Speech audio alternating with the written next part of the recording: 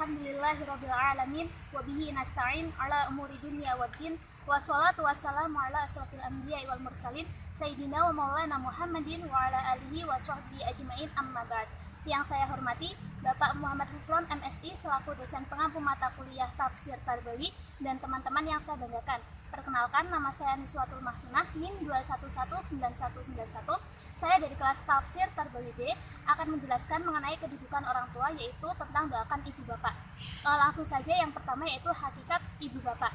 Pengertian orang tua dalam tesis ini adalah ibu bapak, yakni orang tua yang bertanggung jawab atas anak-anaknya. Adapun pengertian orang tua secara terminologi yaitu laki-laki dan perempuan yang diikat oleh suatu pernikahan dan siap sedia memikul tanggung jawab sebagai ibu bapak dari anak-anak yang dilahirkannya. Nah, di sini orang tua merupakan pendidik pertama dan utama bagi anak-anaknya, di mana peran mereka dalam membentuk anak yang soleh itu menjadi penentu, atau dengan kata lain, akar permasalahan dari terwujudnya anak yang soleh itu dimulai dari sikap dan perilaku orang tua terhadap nilai-nilai kebaikan, di mana anak merupakan amanah dari Allah yang diberikan kepada kedua orang tua. Nah, di sini setiap orang tua, para pendidik atau guru, pada hakikatnya adalah mengemban amanat Allah, di mana ketika di akhirat mereka akan dimintai pertanggungjawaban tentang bagaimana keadaan pendidikan anak-anaknya.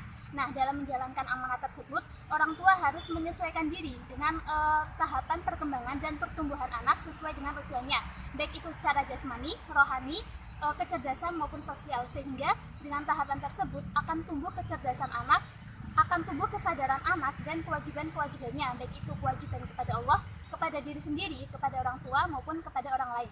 Nah, yang selanjutnya yaitu teori ridho Allah terletak pada ridho ibu bapak. Kata ridho itu berasal dari bahasa Arab ar-ridho yang artinya suka, senang atau rela. Sedangkan ridho menurut istilah yaitu sikap kondisi kejiwaan yang selalu menerima dengan lapang dada atas segala karunia yang diberikan atau bala yang ditimpakan kepadanya. Nah, di sini Rasulullah Shallallahu Alaihi Wasallam bersabda, An Abdillah bin Amrin radhiyallahu anhu maqala, qala Rasulullah Shallallahu Alaihi Wasallam, ridallahi fi ridal walidain wa sukhtullahi fi sukhtil walidain.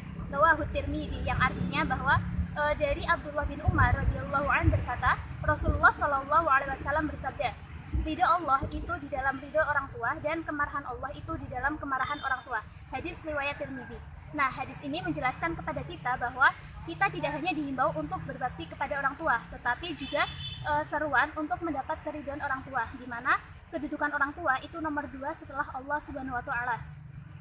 Allah tidak akan rela dengan kita jika orang tua tidak meridhoi kita. Nah, yang selanjutnya yaitu dalil tentang doakan ibu bapak itu terdapat dalam surat Al-Isra ayat 23 dan 24. Dan yang terakhir yaitu analisis anak soleh selalu doakan ibu bapak. Sebagai seorang anak, kita diwajibkan untuk berbakti kepada orang tua. Nah, di sini pertanyaannya, bagaimana jika orang tua itu sudah meninggal dunia? Apakah kita masih bisa berbakti kepada kedua orang tua? Nah, dalam beberapa riwayat hadis dijelaskan bahwa anak yang mendoakan ibu bapaknya setelah meninggal dunia, maka ia termasuk anak yang berbakti, sekalipun semasa hidup ia sering menyakiti kedua orang tuanya. Rasulullah Shallallahu Alaihi Wasallam bersabda, "Idza mata ibnu Adama inqata'a amaluhu illa min salatin, shadaqatin jariyatin, aw ilmin yuntafa'u bihi, aw waladin shalihin yad'u lah." Yang artinya bahwa apabila anak Adam itu meninggal dunia, maka terputuslah amalnya kecuali 3 perkara. Yang pertama, sedekah jariyah, yang kedua, ilmu yang bermanfaat, dan yang ketiga yaitu anak soleh yang mendoakan orang tuanya.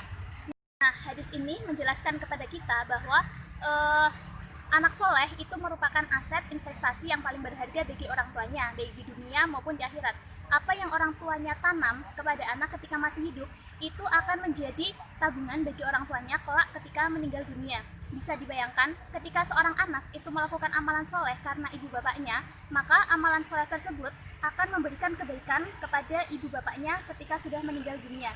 Jadi, manifestasi rasa syukur seorang hamba kepada Allah Subhanahu wa Ta'ala yaitu dengan jalan sholat sedikitnya 5 kali dalam sehari semalam.